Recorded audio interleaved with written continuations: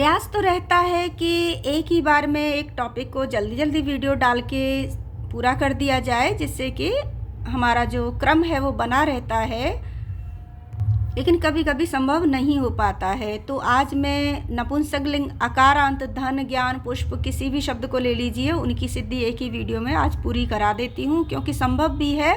ये होता भी केवल अकारांत पुल्लिंग की तरह है पूरा, केवल पहली और दूसरी व्यक्ति को छोड़कर, जिनको कि मैं 2 वीडियो में बहुत अच्छे से पहले बता चुकी हूँ धन और ज्ञान के शब्दों को लेकर के। तो अब हम आ जाते हैं चतुर्थी व्यक्ति पर। चतुर्थी व्यक्ति का पहला जो एक वचन बनेगा वो है ज्ञानाय धनाय पुष्पाय इत्यादि। सूत्र वही लगेंगे तृतीया से लेके सप्तमी तक जो राम के शब्द रूपों की सिद्धि में लगे थे, क्योंकि ये भी अकारांत हैं और राम शब्द भी अकारांत है। केवल पहली और दूसरी व्यक्ति बदल जाती है, क्योंकि पहली और दूसरी व्यक्ति ही नपुंसक लिंग की पुल्लिंग से अलग होती है अकारांत में। तो ज्ञानाय पुष्पाय यानी चतुर्थी व्यक्ति के रूप बनाना है, तो उसके लिए हम पहला सूत्र ले लेते हैं। एर्य सूत्र चाहिएगा हमें चतुर्थी का एक वचन बनाने के लिए। ये सूत्र कह रहा है अत अंग से परे, यानी कोई ऐसा शब्द जिसके के अंत में अत यानी कि छोटा अ हो, ह्रस्व अ हो। उसके बाद यदि ए प्रत्यय आ जाता है जो कि सुप का है, सु औ जस अम वट इत्यादि में से, तो उसको य आदेश हो जाता है। साथ ही दूसरा सूत्र है, क्योंकि अब हमने ए को य करके धन य तो कर लिया, लेकिन ये धनाय कैसे बनेगा, न का आ दीर्घ कैसे होगा, वो होगा सुपिच्छ सूत्र से। ये कह रहा है कि सुप प्रत्ययों में से कोई ऐसा प्रत्यय बाद में आ जाए जिसकी की शुरुआत में य प्रत्याहार के वर्ण हों। य अप्रत्याहार य में कौन कौन से आते हैं, य वरल अमंगण न झ भ। ये मैंने आपको प्रत्याहार निर्माण का अलग से वीडियो बना दिया है, माहेश्वर सूत्र के अंतर्गत सब में अच्छे से समझा दिया है। याद दिला देती हूँ कहाँ है य से लेके अ तक हमें सारे वर्ण लेने हैं। यहाँ है पहला य, जितना भी आ जाए, कहीं और नहीं आ रहा है, तो ह ये आ रहा है। तो य व र ल ट और यह अंतिम जो है उनको छोड़ते जाएंगे, अमंगण न और झ भ इस वाले यहाँ तक। अंतिम जो हलंत वाला है वहाँ उससे पूर्व तक के वर्णों को हम ले लेंगे। तो यह प्रत्याहार में ये सारे वर्ण आ जाते हैं। तो यह प्रत्याहार से शुरू होने वाला कोई प्रत्यय, कोई सुप प्रत्यय यदि परे में आ जाता है तो शब्द के अंतिम अत को यानी अ अंग को दीर्घ हो जाता है। अब जैसे धन में पीछे अ है और उसके पीछे य आ रहा है, यह क्या है, यह प्रत्याहार का वर्ण है, पहला ही है। तो अतः न में जो अ है उसका हम दीर्घ आदेश कर देंगे तो धनाय बन जाएगा। चलिए बना के देख लेते हैं चतुर्थी का एक वचन। धन मूल शब्द लेना है हमें, अर्थवत धातुर प्रत्यय प्रातिपदिकम सूत्र से प्रातिपदिक संज्ञा होने के बाद स्व जस का आगम हो जाएगा, जिससे कि हम सातों व्यक्ति और सभी कारकों में वचनों में रूप बना सकें। तो चतुर्थी व्यक्ति एक वचन में हम कौन सा लेंगे, सु औजस अमोट षष्टाभ्याम बिस एभ्याम व्यस, यानी चतुर्थी का ए आ गया। स्थिति हो गई धन प्लस ए। अब एर्य सूत्र लगाएंगे, इससे हम क्या करते हैं, ए को य में बदल देते हैं। तो धन अ के बाद जो ए आया था उसको य में बदल दिया तो धन य हो गया। सुपिच्छ सूत्र क्या कहता है कि य प्रत्याहार से शुरू होने वाला कोई प्रत्यय यदि परे में आ जाता है जो कि सुप का है, सुबंत का है, तो उससे पूर्व जो अ आया है वो दीर्घ अ में बदल जाएगा।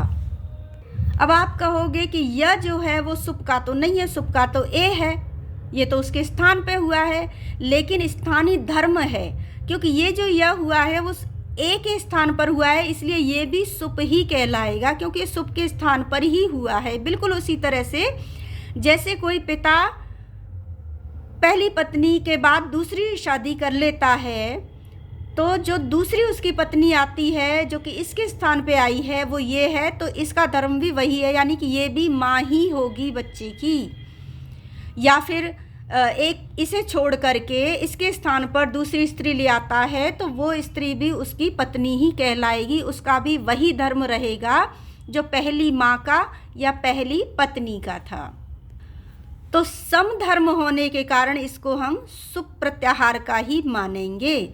और क्योंकि ये य है तो ये य प्रत्याहार का है और ये इसका धर्म जो है वो सुबंत की तरह ही है, तो इसको भी हम सुप प्रत्यय ही मानेंगे।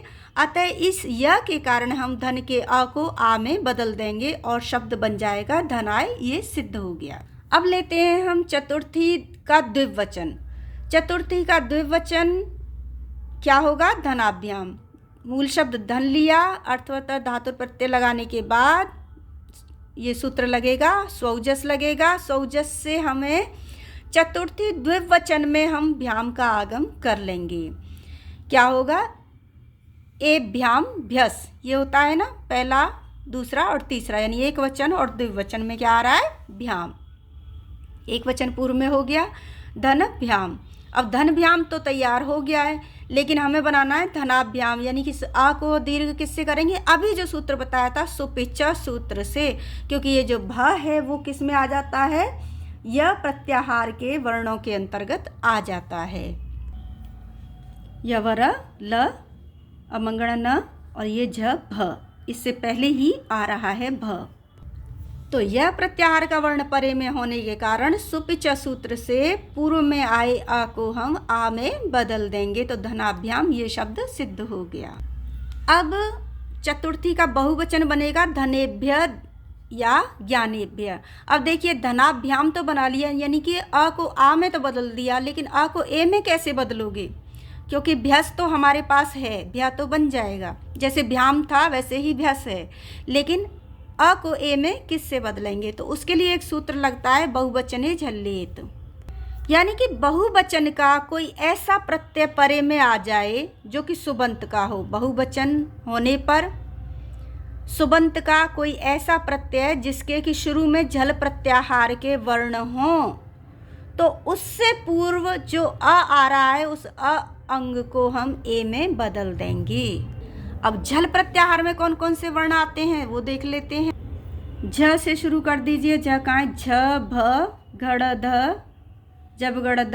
अब ये देखिए पूरे ही आ रहे हैं ल, क्योंकि झ से ल तक इतने आ रहे हैं। तो क्या इसके अंतर्गत भ आ रहा है? क्योंकि पीछे हमारे भ्यस लगा हुआ है, तो ये झ के बाद ही आ रहा है भ।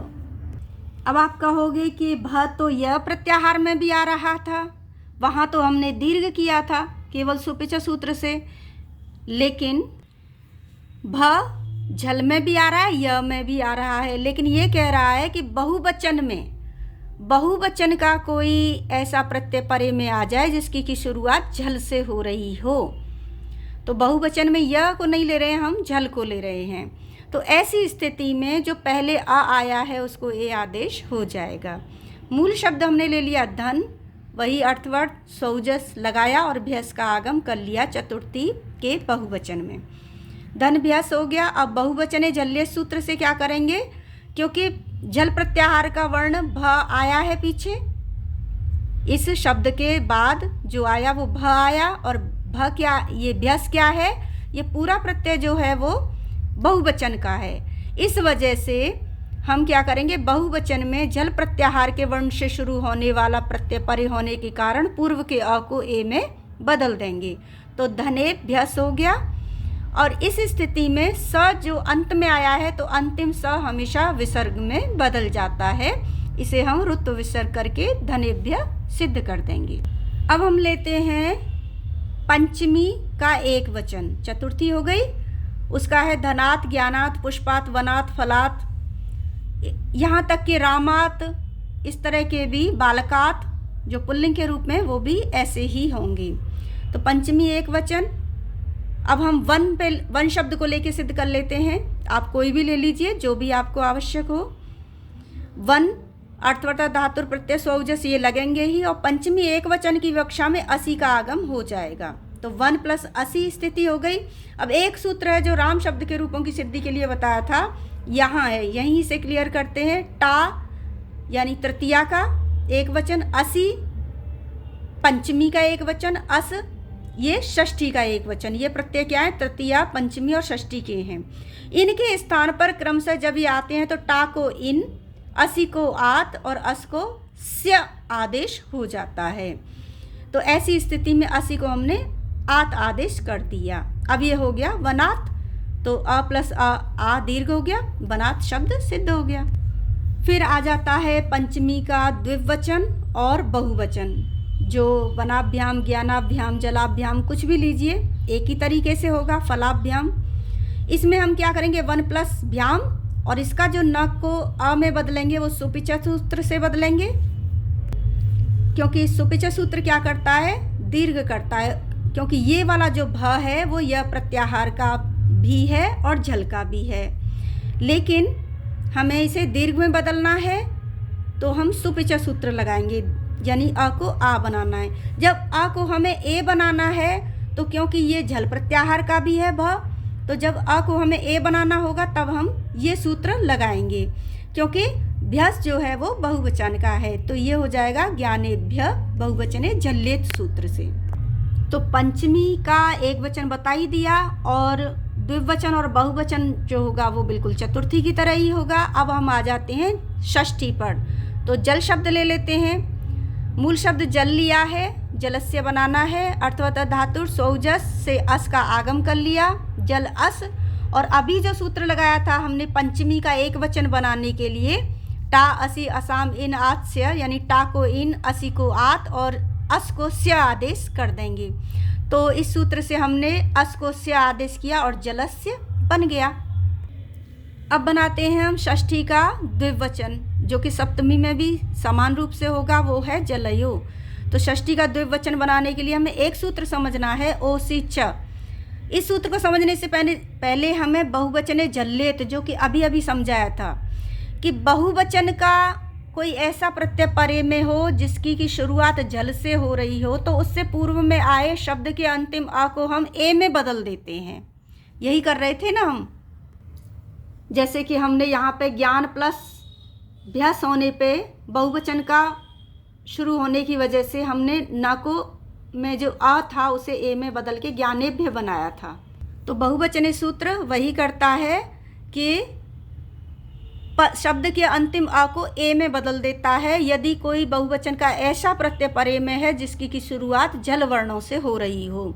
साथ ही ओसी च यानी कि और ओस प्रत्यय यदि परे में आ जाए तो भी शब्द के अंतिम आ को हम ए में बदल देते हैं। ओसी च सूत्र इस तरह से जब च लगा होता है, इसका मतलब इसको समझने के लिए हमें इसमें जाना है। इससे पूर्व ही कोई है जो बदल रहा है इसी नियम से, और उसी नियम से ओस होने पर भी हम वही चीज़ें कर देते हैं जो हमने इसमें की थी। तो आ को ए में बदलने का सूत्र ओस परे होने के कारण भी हो जाता है।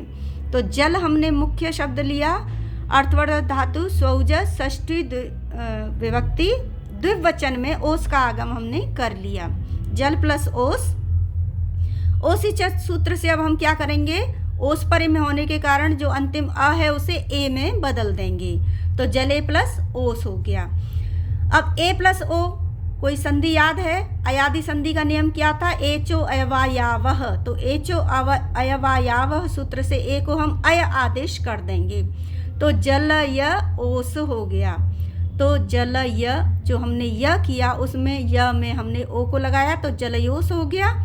और स अंत में आया है, अंत में आने पर हम क्या कर देते हैं, ऋतु विसर्ग कर देते हैं, तो जलयो ये शब्द सिद्ध हो गया, जो कि सप्तमी और षष्ठी दोनों का समान रूप से है। अब हम कर देते हैं जलानाम, जो कि षष्ठी विभक्ति का बहुवचन है।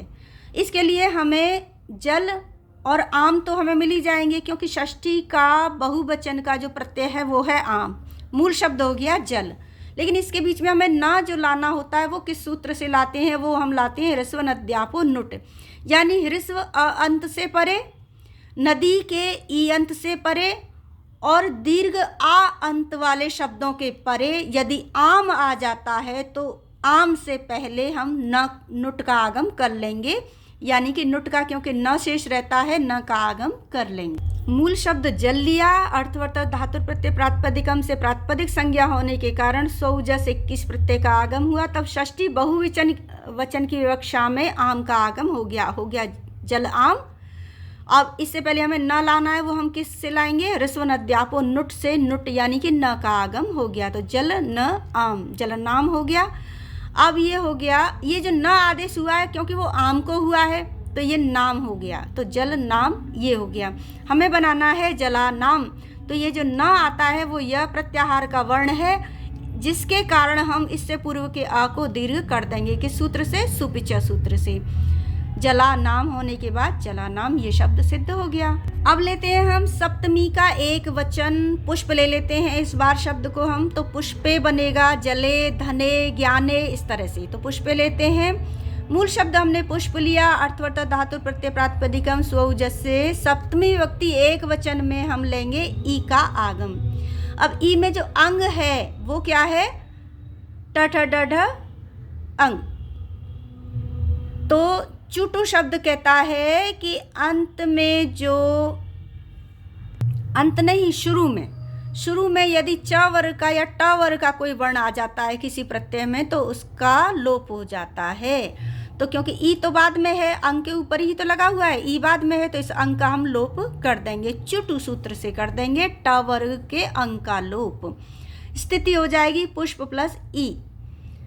अब आ प्लस ई मिलकर क्या बनेंगे? पुष्प का आ और पीछे ई, ए बन जाएंगे। अ प्लस ई ए हो जाता है और पुष्पे शब्द सिद्ध हो गया। आ जाते हैं पुष्पयो सप्तमी द्विवचन पे, जो अभी अभी बताया था षष्ठी के अंतर्गत अर्थवर्थक धातु सौजस इत्यादि से ओस का आगम हुआ। पुष्प प्लस ओस, ओसिच सूत्र से हम क्या करेंगे? ओस से पूर्व आए अ के स्थान पर ए आदेश कर देंगे और एचो अयवायावह सूत्र से पुष्पयोस बन गया और स का हमने कर दिया विसर्ग और पुष्पयो ये शब्द सिद्ध हो गया, जो कि सप्तमी और षष्ठी का समान है। अब हम आ जाते हैं अंतिम पड़ाव पर, पुष्पेशु, जो कि सप्तमी का बहुवचन है। मूल शब्द हमने ले लिया है पुष्प, अर्थवर्थक धातु प्रत्यय प्रातिपदिकम से प्रातिपदिक संज्ञा, सौजस से 21 प्रत्यय का आगम। तब सप्तमी विभक्ति बहुवचन की विवक्षा में सुप का आगम हो गया, पुष्प सुप हो गया। हलंत्यम से क्या करेंगे? अंतिम प का लोप कर देंगे क्योंकि अंतिम हलों का लोप हो जाता है, पुष्प सु बना। अब ऐसी स्थिति में हमें बनाना है क्योंकि पुष्पेशु, तो अंतिम अ को हम किससे करेंगे? बहुवचन का सुप प्रत्यय है और ये जो स है वो जल प्रत्याहार का वर्ण है, यानी जल से शुरू हो रहा है और ये बहुवचन का भी है, तो बहुवचन है, जल्लेत सूत्र से पूर्व के आ को हम ए में बदल देंगे, पुष्पेशु हो गया। अब ऐसी स्थिति में पुष्पेशु तो बन गया है, हमें बनाना है पुष्पेशु, यानी षटकोण वाला श लाना है, इसे समझ लेते हैं।